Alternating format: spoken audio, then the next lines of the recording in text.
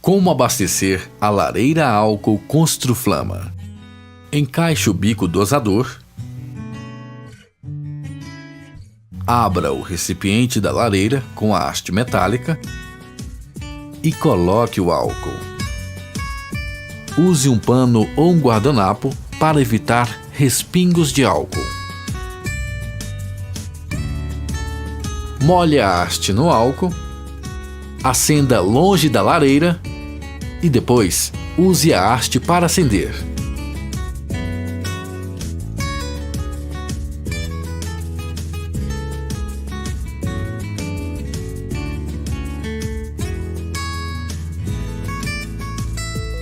Para apagar, feche o compartimento. Aguarde pelo menos 20 minutos com a lareira apagada antes de reabastecer. Construflama, a arte e o prazer do fogo.